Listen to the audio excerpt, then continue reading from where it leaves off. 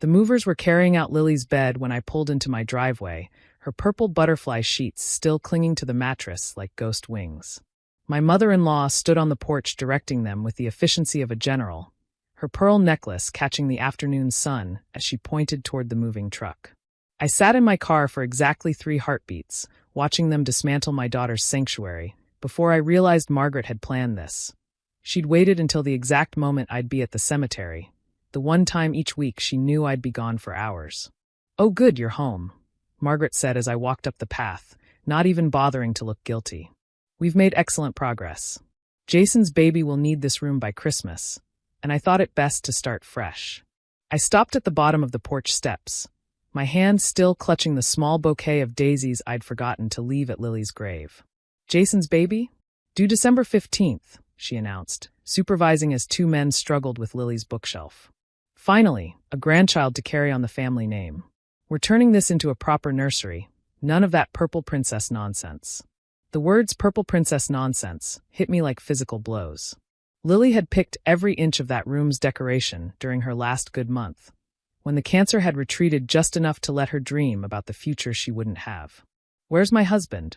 I asked, my voice surprisingly steady. "Thomas is at work, obviously. Someone has to pay for all this." Margaret waved dismissively at the movers. "I told him I'd handle everything. No need to bother you with details during your grief." I walked past her into the house, pulling out my phone. The living room was in chaos, boxes labeled "Donate" and trash lined the walls. Lily's artwork, the drawings she'd made during chemo, were stacked carelessly by the door. "Careful with those," I called out as a mover reached for the drawings. "It's just childish scribbles, Veronica," Margaret said, following me inside. "We need to focus on the future now, not cling to the past." I turned to face her, really looking at her for the first time since I'd arrived. She wore a new suit, expensive, and her wedding ring had been upgraded, the diamond now substantially larger than I remembered. "When did Jason tell you about the baby?" I asked. "Last month.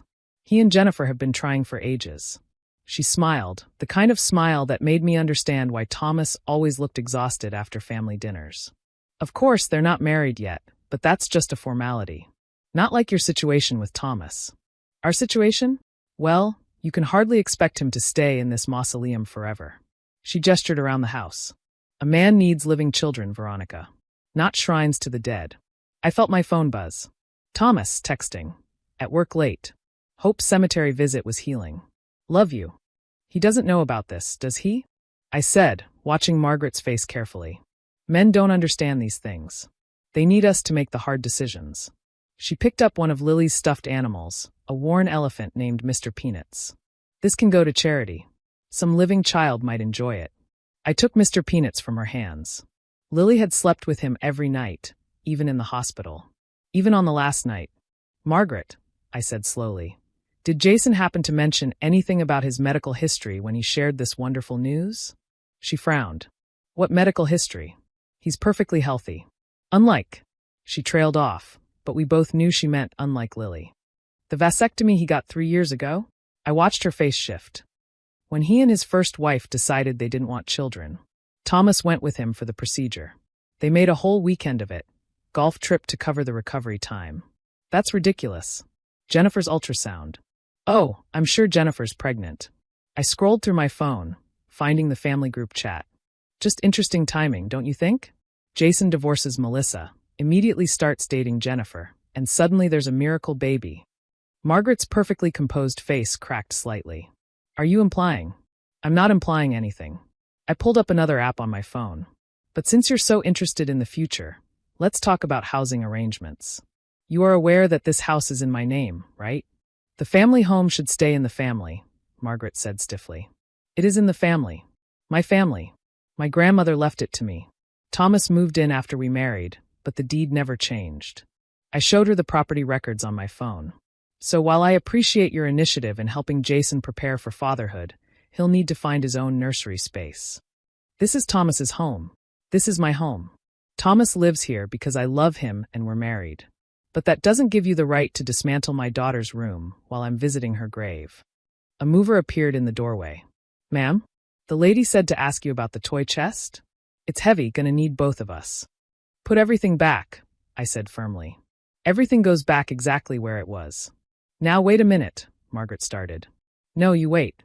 I stepped closer to her, close enough to smell her expensive perfume, the same scent she'd worn to Lily's funeral. Do you know what I was doing at the cemetery today? I was telling my 6-year-old daughter about her cousins.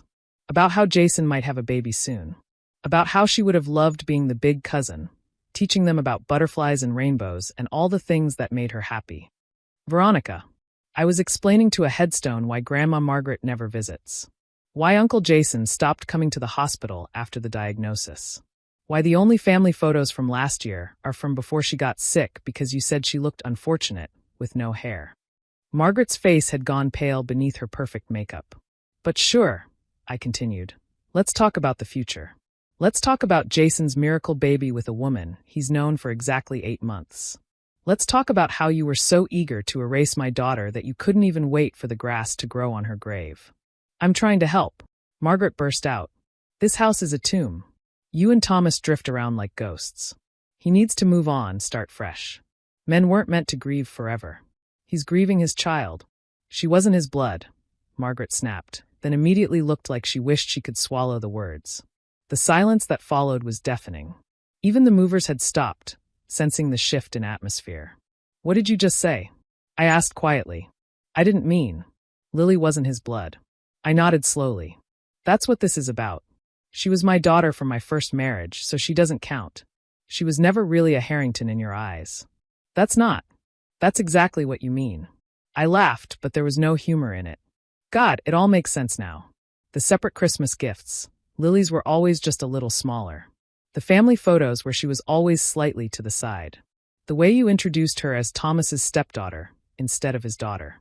Biology matters, Margaret said defensively. Jason's baby will carry on the family name, the family blood. That's important. You know what else is important? I pulled up another app on my phone. Security cameras.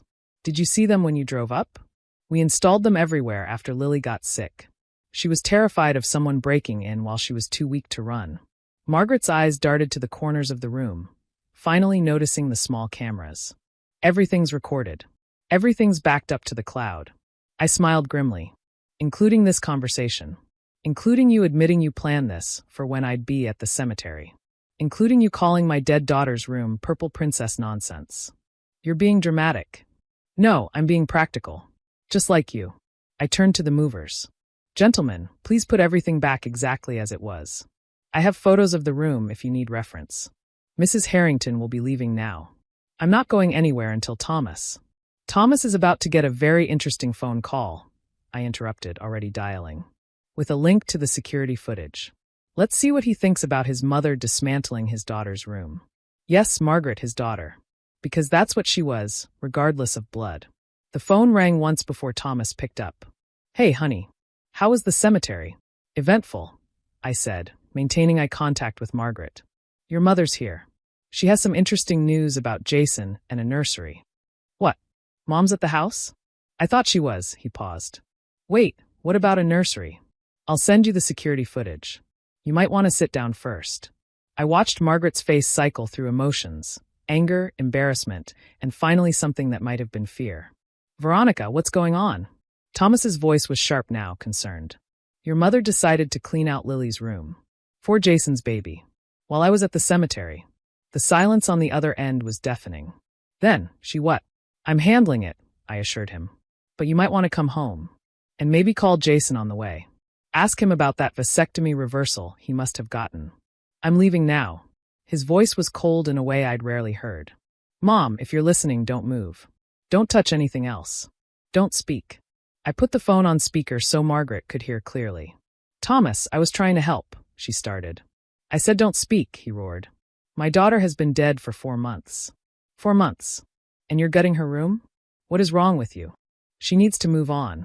I need to move on. I need to. His voice cracked. That's my little girl's room. That's where I read her bedtime stories. That's where she told me she loved me for the last time. That's where. He stopped, and I could hear him trying to control his breathing. 20 minutes. I'll be there in 20 minutes. He hung up. Margaret stood frozen, her perfect composure finally shattered. He didn't mean. Yes, he did. I sank onto the couch, suddenly exhausted. You know what the worst part is? Lily loved you. Even when you made it clear she wasn't really family, she loved you. She made you a card for your last birthday. It's probably in one of those boxes you labeled trash. Margaret glanced at the boxes, something flickering across her face. Purple construction paper, I continued.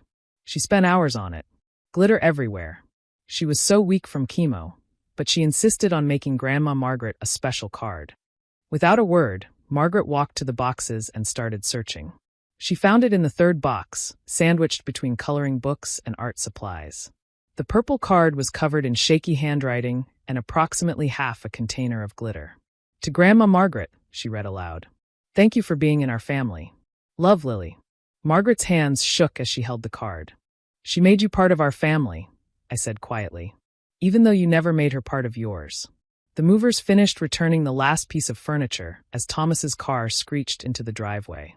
He burst through the door, still in his work clothes, his face a mask of controlled fury. Mom, he said, his voice deadly quiet. Get out. Thomas, if you'd just listen. I'm done listening. I'm done with your subtle jabs about Lily not being real family. I'm done with your obsession with biological grandchildren. He walked to Lily's doorway, touching the frame gently. She was my daughter. In every way that mattered, she was my daughter. I know you loved her, but... No buts. Thomas spun around. She called me Daddy. She ran to me when she had nightmares. I held her hand through every treatment, every procedure. I was there when she took her last breath. Don't you dare tell me she wasn't my real daughter. Margaret clutched the purple card to her chest. I just wanted you to have a future. My future died 4 months ago, Thomas said brokenly. Part of it, anyway. The part where I got to watch her grow up. Graduate. Get married. Have kids of her own. That future is gone. Jason's baby. Can have their own room. In Jason's house. With Jason's money. Thomas walked to the door and held it open. Leave. Now. And if you ever touch anything in this house again without permission, you'll never see us again. You don't mean that. Try me. His voice was steel. Veronica is my wife. This is her house. Lily was our daughter. You've disrespected all 3 of those facts today. Margaret looked between us, perhaps finally understanding what she'd destroyed.